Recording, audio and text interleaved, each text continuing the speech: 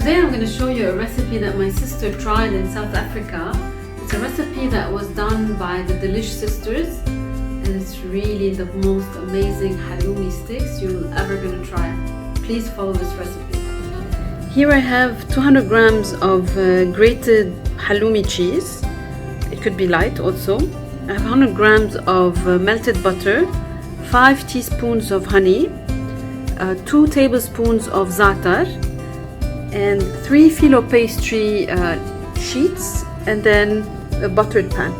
First off, I'm going to butter the half of the filo pastry sheet, fold it in half, butter it again, and fold it again. Then I'm going to cut the pastry in half, and then in half again, to create 4 equal squares. I will then put the halloumi inside, close the sides and wrap it to create 1 halloumi wrap. And put it in the pan.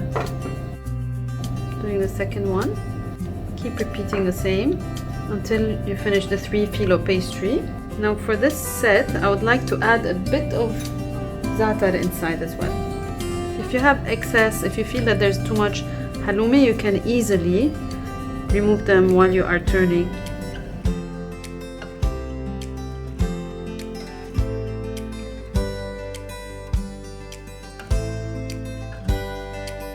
Now that we finished all of them, what we need to do is to preheat the oven at 180 degrees and then brush the top of the halloumi sticks with butter, and then in the oven for 30 minutes or until golden crispy.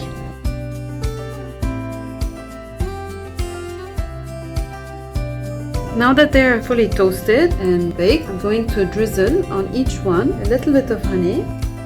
Actually, I'm going to leave some of them without honey, and then drizzle the top with some zaatar. صحتين.